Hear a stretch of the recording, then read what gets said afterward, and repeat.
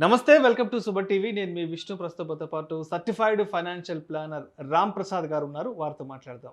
నమస్తే రామ్ ప్రసాద్ గారు. నమస్తే సార్ విష్ణు గారు. Ram Prasad garu, index fund versus active funds, so ఏంటి అసలు ఈ రెండు, ఏంటి అసలు వీటి మధ్య తేడాలను ప్రేక్షకులకు డీటెయిల్గా తెలియజేయగలరు?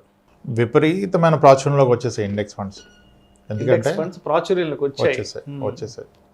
అందరూ యాక్టివ్లీ ఫండ్స్ వద్దు, ఇండెక్స్ ఫండ్స్కి వెళ్ళమని రికమెండ్ చేస్తున్నారు.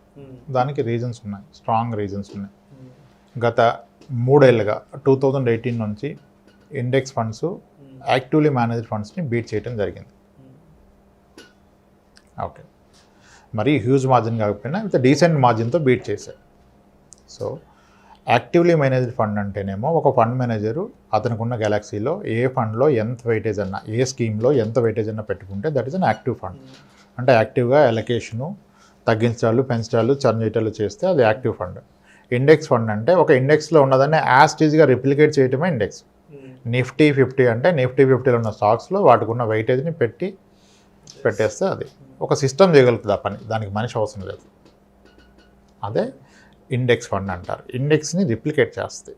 అయితే ఇక్కడ ఛాలెంజ్ ఏంటంటే, నిజంగా ఇండెక్స్ యాక్టివ్లీ మేనేజ్డ్ ఫండ్ని లాంగ్ రన్లో బీట్ చేయగలుగుతుందా? ఇప్పటివరకు అయితే చేయలేదు. గత 10 ఏళ్ళగా కానీ 15 ఏళ్ళగా 20 ఏళ్ళగా చూస్తే యాక్టివ్లీ మేనేజ్డ్ ఫండ్స్ ఇండెక్స్ ఫండ్స్ని అట్లీస్ట్ ఒక్కొక్క కేటగిరీలో ఒకలాగా బీట్ చేసినాయి.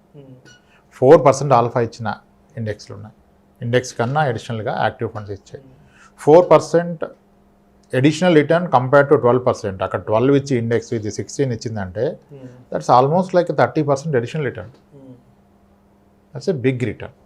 ఓకే, అయితే ఇండెక్స్ ఫండ్స్ ఎందుకు ప్రాచుర్యంలోకి వచ్చాయని నేను అనుకున్నానంటే పర్సనల్గా 2018లో యూఎస్లో వారెన్ బఫెట్ చెప్పాడు, యాక్టివ్లీ మేనేజ్డ్ ఫండ్స్ కన్నా index funds out right beat చేస్తున్నా, ఇండెక్స్ ఫండ్స్లో పెట్టుకోమని. ఆ స్టేట్మెంట్తో కూడా చాలా ఇంపాక్ట్ పడింది. అయితే that was the statement in US context, not in Indian context. ఎందుకంటే యుఎస్ లాంటి అంత వెల్ డెవలప్డ్ ఎకానమీలో the core economy will be in the top stocks. ఇప్పుడు మనకి ఈ మధ్య అన్నారు కదా, ఫ్లెమింగ్, ఫేస్బుక్, అమెజాన్, ఆల్ఫాబెట్, మైక్రోసాఫ్ట్, ఇవి మాడుతున్నారు కదా. అక్కడ మేజర్ ఎకానమీ ఈ టాప్ 5-6 కంపెనీస్లోనే ఉంటుంది. ఇండెక్స్ అక్కడ క్లియర్గా ఎకానమీని రిఫ్లెక్ట్ చేస్తుంది. ఇండియన్ ఇండెక్స్ అలా కాదు. ఈరోజు మీరు మన నిఫ్టీ ఆ సెన్సెక్స్ స్టాక్స్ చూసుకున్నట్లయితే, ఇండెక్స్లు చూసినట్లయితే ఇక్కడున్న ఏం రిప్రజెంట్ చేస్తున్నాయి? అసలు మనకి లిస్టెడ్ స్పేస్లోకి వచ్చిన ఎకానమీ కాంట్రిబ్యూటర్సే హార్డ్లీ 30-40% కంపెనీలే ఇంకా ఈక్విటీలోకి వచ్చాయి. అన్లిస్టెడ్ చాలా ఉన్నాయి which are contributing to the economy. And ఈరోజు టాప్ మోస్ట్ కంపెనీస్ మనం మాట్లాడుతున్న మేజర్ స్టాక్స్ ఒకప్పుడు స్మాల్ క్యాప్లు. ఒక 14 ఇయర్స్ జర్నీలో హెచ్డిఎఫ్సి లాంటి స్టాక్స్ స్మాల్ క్యాప్ నుంచి ఇలా గ్రో అయ్యాయి కదా, ఈరోజు వచ్చాయి. సో ఆ గ్రోత్ అంతా మీరు క్యాప్చర్ చేయాలంటే ఎక్కడ ఉండాలి? మీరు లార్జ్ క్యాప్ ఇండెక్స్లో ఉంటే క్యాప్చర్ చేస్తారా? ఒక స్టాక్ని ఐడెంటిఫై చేసి దాన్ని స్మాల్ క్యాప్ నుంచి దాన్ని క్యాప్చర్ చేస్తూ ఇలా వెళ్ళాలి. మీరు అన్నిసార్లు హోల్డ్ చేయాలంటే ఒక ఇండెక్స్లో మీరు హోల్డ్ చేయలేరు. రైట్ స్టాక్ని ఐడెంటిఫై చేసి దాన్ని స్మాల్ క్యాప్ నుంచి mid cap then large cap వరకు హోల్డ్ చేస్తే మీరు ఆ కంప్లీట్ బెనిఫిట్ తీసుకుంటారు. అది తీసుకోవాలంటే మీరు ఇండెక్స్లో పాసిబుల్ కాదు. ఇప్పుడు మన ఇండెక్స్ ఎలా బిల్డ్ చేశారు? ప్రాపర్ వెయిటేజ్ అయిందా? పబ్లిక్ సెక్టర్ కంపెనీస్ ఉన్నాయి ఈరోజు ఇండెక్స్లో. పబ్లిక్ సెక్టర్లు ఏవి ప్రాఫిట్ మేకింగ్లో ఉన్నాయి? టెలికాంలో ఎంత రెవల్యూషన్ వచ్చింది. ఎంటీఎన్ఎల్, విఎస్ఎన్ఎల్ ఏమైనాయి? Why they are not part of this telecom revolution? Major wealth destroy చేసేది ఏవి? Public sector companies. గవర్నమెంట్ ఓనర్గా ఉంటేనే డిస్ట్రాయ్ అయిపోద్దని పరిస్థితి వచ్చింది. అంటే ఇంటెన్షనల్లీ డిస్ట్రాయ్ చేయడం కాదు. ఈరోజు ఒక గవర్నమెంట్ కాల్ తీసుకుంది, నాకు ఇన్కమ్ వద్దు, ఆయిల్ సబ్సిడీ ఇవ్వాలి అనుకుంటుంది. అప్పుడు అది కనుక గవర్నమెంట్ హోల్డింగ్ ఉంటే ఆ సెక్టర్ పోతుంది. ఇప్పుడు ఒక క్రైసిస్ వచ్చింది బ్యాంకింగ్స్, గవర్నమెంట్ బ్యాంక్స్ ఏం చెప్తే అది చేయాలి. గవర్నమెంట్ చెప్పిన పని గవర్నమెంట్ బ్యాంక్స్ చేయాలి. అప్పుడు ఆ బ్యాంక్స్ ఎలా పర్ఫామ్ చేస్తాయి? సో మరి నిఫ్టీలో మీ ఇండెక్స్లో ఈ పబ్లిక్ సెక్టర్ అన్నీ ఉన్నాయి కదా, పబ్లిక్ సెక్టర్ అండర్టేకింగ్ ఉన్నాయి కదా. సో అక్కడ మీకు ప్రాబ్లం వస్తుంది. సో ఇండెక్స్ని పూర్తిగా పట్టుకుంటారంటే ఇప్పుడు ఏమైందంటే రీసెంట్ 2 ఇయర్స్లో నా అండర్స్టాండింగ్ ప్రకారం ఎప్పుడైతే ఒక కంప్లీట్ ర్యాలీ నడుస్తుంది కానీ ఆ ర్యాలీలో అన్ని కాంట్రిబ్యూట్ చేయట్లేదే, మీకు హయ్యర్ వెయిటేజ్ ఉన్న స్టాక్స్ 4-5 స్టాక్లు హెవీగా చేసాయి. అందుకే కదా అందరు చెప్తున్నారు 7 స్టాక్స్ హృతిక్ అని అదని ఇదని. ఇవన్నీ ఏంటి అంటే 13% వెయిటేజ్ ఉంది ఒక స్టాక్కి, అది బాగా చేసింది, ఆబ్వియస్గా మీ ఇండెక్స్ పెరుగుతుంది. అలానే ఓల్డ్ ఎకానమీ ఏమీ ర్యాలీ అవ్వలేదు కదా. ఓకే, సో ఇండెక్స్ ఫండ్స్ని ఇప్పుడే తీసుకోవడం అంత కరెక్ట్ కాదని నా అభిప్రాయం. యాక్టివ్లీ మేనేజ్డ్ ఫండ్స్కి డెఫినెట్గా ఎడ్జ్ ఉంది. ఇంకొక విషయం, ఇప్పుడు ర్యాలీ జరుగుతున్నప్పుడు మార్కెట్ ర్యాలీ, ఒక మ్యూచువల్ ఫండ్ మేనేజర్ ఏం చేస్తాడు, ఆయన 40 స్టాక్స్ హోల్డ్ చేశాడు. ఈ can't be only in the Nifty stocks. And అతనికి ఉన్న సెట్ ఆఫ్ రూల్స్ ప్రకారం అన్ని సెక్టర్స్లో పెట్టాలి. ఇప్పుడు ర్యాలీ అవుతుంది బ్యాంకింగ్ అండ్ ఆటోమొబైల్ అని అక్కడ పెట్టలేడు. ఆ టైంలో మిస్ అవుతాడు ఇండెక్స్ని. ఈ కెనాట్ బీట్ ఇండెక్స్. కానీ అన్నిసార్లు ఇది జరగదు కదా.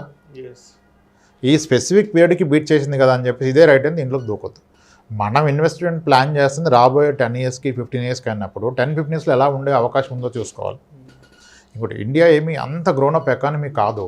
ఇప్పుడు చాలా సెక్టర్స్ ఇప్పుడిప్పుడే లిస్టింగ్ స్పేస్లోకి వస్తున్నాయి. అనదర్ ఎగ్జాంపుల్, మీరు చైనా మార్కెట్ చూడండి. చైనాలో top in terms of market capitalization Tencent is a company which is a gaming company, number 1 company. Number 2 Alibaba. అంటే ఇండియా కనుక చైనా అంతవరకు గ్రో అయితే the top most company in the market has to be gaming company. Next company has to be an e-commerce company.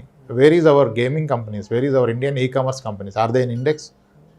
Probably they are not at listed in the market. So ఈ growth potential మీరు capture చేయాలి, ఇండెక్స్లో అవ్వదు. Maybe ఇంకా అడ్వాన్స్డ్గా index కనుక multi cap ఇండెక్స్లు కనుక వచ్చినట్లయితే పాసిబుల్ కావచ్చు. కానీ ఇప్పుడు మనకి మల్టీ క్యాప్ ఇండెక్స్లు లేవు కదా. Mid cap, large cap, Nifty 50, Nifty next 50 ఇండెక్స్లే ఉన్నాయి. మీరు ఓల్డ్ ఎకానమీ అండ్ ఒక కంప్లీట్ స్టాక్ మార్కెట్ సైకిల్లో కనుక రిటర్న్స్ క్యాప్చర్ చేయాలి అంటే the most ideal theme is to be in the flexi cap, in the all the market cap, small, mid, large. అది ఇండెక్స్లో పాసిబుల్ కాదు. ఒక యాక్టివ్లీ మేనేజ్డ్ ఫండ్లోనే పాసిబుల్. ఎందుకంటే 12 to 13 సెక్టర్స్లో హోల్డ్ చేస్తారు, టైమ్లీ మేనేజ్ చేస్తారు.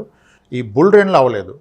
కానీ మార్కెట్ పడుతున్నప్పుడు index cannot escape from the fall, but fund manager can escape. ఎందుకంటే ఒక లార్జ్ క్యాప్ ఫండ్ కానీ మిడ్ క్యాప్ ఫండ్ కానీ as per the norms, as per the rule of the SEBI, ఒక large cap fund ఉంటే 65% has to be in large cap. Remaining 30% ఎక్కడైనా పెట్టచ్చు.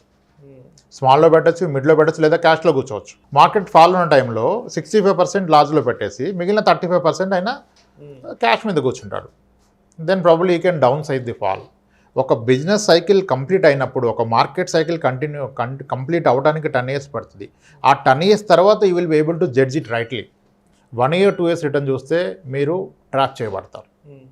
ఇప్పుడు ఇంకా నెక్స్ట్ లెవెల్కి వెళ్ళిపోతున్నారు ఇండెక్స్ నుంచి, ఇంకా next level small case basket అని ఇంకా చాలా వచ్చేసాయి, మల్టీ బ్యాగర్స్ అవన్నీ అవదండి. డెఫినెట్గా actively managed fund has edge, it's own merits or advantages ఉన్నాయి. Fund managers round the clock పనిచేస్తారు కనుక. ఒక సిస్టమ్ ఆల్గో బేస్డ్ పనిచేసేదే బీట్ చేస్తుంది అంటే అది పాసిబుల్ కాదు ఇండియన్ ఎకానమీకి పాసిబుల్ కాదు. ఇండియన్ ఎకానమీ ప్రాబ్లీ ఆ రేంజ్కి వెదిగినప్పుడు డౌన్ ద లైన్ 20 years అప్పుడు రావచ్చు. బట్ స్టిల్ మనం ఒక జడ్జ్మెంట్ చేయకుండా వాచ్ చేసి 5-10 years రిటర్న్స్ని కంపేర్ చేసుకొని ఒక కాల్ తీసుకుంటే best. Thank you so much Ram Prasad garu. Index fund versus actively manage funds గురించి ప్రేక్షకులకు చాలా డీటెయిల్గా తెలియజేశారు. Thank you so much sir. Right sir, thanks అండి.